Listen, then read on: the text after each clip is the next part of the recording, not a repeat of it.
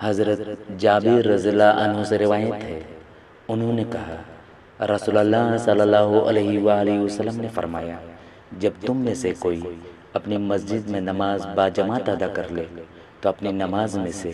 اپنے گھر کے لیے بھی کچھ حصہ رکھے، کیونکہ اللہ اس گھر میں اس کے نماز پڑھنے کی وجہ سے خیر و بھلائی رکھے گا۔ حضرت ابو ہریرہ رضی اللہ عنہ سے مروی ہے، رسول اللہ صلی اللہ علیہ وآلہ وسلم نے فرمایا، باجماعت نماز تمہارے اکیلے کی نماز سے 25 گنا فضیلت رکھتی ہے، اور فجر کی نماز میں رات اور دن کے فرشتے اکٹھے ہو جاتے ہیں۔ چاہو تو قرآن مجید کی یہ آیت پڑھ لو، ترجمہ، اور صبح کی نماز قائم کرو، کیونکہ صبح کی نماز میں فرشتے حاضر ہوتے ہیں۔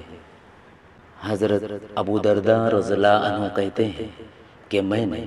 رسول اللہ صلی اللہ علیہ وآلہ وسلم کو سنا، فرماتے تھے،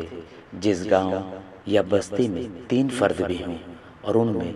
نماز باجماعت کا اہتمام نہ ہو تو شیطان ان پر مسلط ہو جاتا ہے، لہٰذا تم جماعت کو لازم پکڑو۔ بھیڑیا ہمیشہ دور رہنے والی اکیلی بکری ہی کو کھاتا ہے۔ جناب زائدہ بیان کرتے ہیں کہ صاحب نے کہا کہ جماعت سے مراد باجماعت نماز ہے۔ رسول اللہ صلی اللہ علیہ وآلہ وسلم نے فرمایا کہ امام لوگوں کو نماز پڑھاتے ہیں، بس اگر امام نے ٹھیک نماز پڑھائی تو اس کا ثواب تمہیں ملے گا، اور اگر غلطی کی تو بھی تمہاری نماز کا ثواب تم کو ملے گا، اور غلطی کا وبال ان پر رہے گا۔ رسول کریم صلی اللہ علیہ وآلہ وسلم نے فرمایا کہ جس نے 1 رکعت نماز باجماعت پا لی، اس نے نماز باجماعت کا ثواب پا لیا۔